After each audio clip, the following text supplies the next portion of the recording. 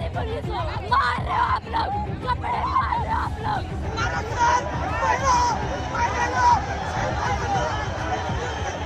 आज मार दो, निकालो गोली और मार दो सारे।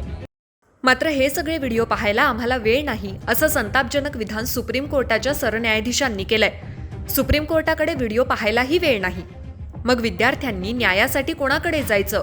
नीट पेपर फुटीसारख्या गंभीर प्रकरणावर आंदोलन करणाऱ्या विद्यार्थ्यांवरील कथित पोलीस कारवाईची तातडीनं सुनावणी मागितली, पण सरन्यायाधीशांनी दिलेल्या एका उत्तरामुळे आता देशभरात मोठी चर्चा सुरू झाली आहे। दिल्लीतील जंतर मंतरवर नीट परीक्षा आणि NTA मधील कथित त्रुटींविरोधात विद्यार्थी आंदोलन करत आहेत। या आंदोलनादरम्यान पोलिसांनी आंदोलकांवर कठोर कारवाई केल्याचा आरोप करण्यात आला। या प्रकरणाची तातडीनं सुनावणी व्हावी अशी मागणी करत सर्वोच्च न्यायालयात याचिका दाखल करण्यात आली होती। याचिकाकर्त्यांच्या वकिलांनी न्यायालयाला सांगितलं की पोलीस कारवाईचे अनेक व्हिडिओ उपलब्ध आहेत, न्यायालयानं ते व्हिडिओ पाहून स्वतःहून या प्रकरणाची दखल घ्यावी अशी त्यांची विनंती होती। मात्र भारताचे सरन्यायाधीश सूर्यकांत यांनी ही मागणी फेटाळली आणि त्यांनी स्पष्ट शब्दात सांगितलं, आमच्याकडे व्हिडिओ पाहण्यासाठी वेळ नाही, कोर्टाचा वेळ वाया घालवू नका आणि तुमचाही वेळ वाया घालवू नका।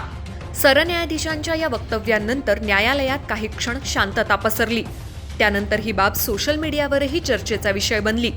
वकिलांनी न्यायालयाला सांगितलं की आंदोलन करणारे विद्यार्थी कोणत्याही राजकीय हेतूनं नव्हते, तर ते नीट परीक्षा पारदर्शक व्हावी, पेपरफुटी थांबावी आणि नॅशनल टेस्टिंग एजन्सी अर्थात NTA मध्ये आवश्यक सुधारणा व्हाव्यात या मागण्यांसाठी रस्त्यावर उतरलेत। तथापि सर्वोच्च न्यायालयानं या प्रकरणावर तातडीनं सुनावणी घेण्यास नकार दिला। आता या निर्णयानंतर अनेक प्रश्न उपस्थित होत आहेत। विद्यार्थ्यांच्या आंदोलनावर झालेल्या कथित पोलीस कारवाईची न्यायालयीन दखल पुढे घेतली जाईल का? नीट परीक्षा आणि NTA मधील सुधारणा या मागण्यांवर सरकार काय भूमिका घेणार याकडे देशभरातील लाखो विद्यार्थी आणि पालकांचं लक्ष लागलंय। आता या संपूर्ण प्रकरणावर तुमचं मत काय? सरन्यायाधीशांनी दिलेलं उत्तर योग्य होतं का, की विद्यार्थ्यांच्या मागण्यांवर तातडीनं सुनावणी व्हायला हवी होती? तुमचं मत कमेंटमध्ये नक्की सांगा। Bureau report, Maharashtra news 24।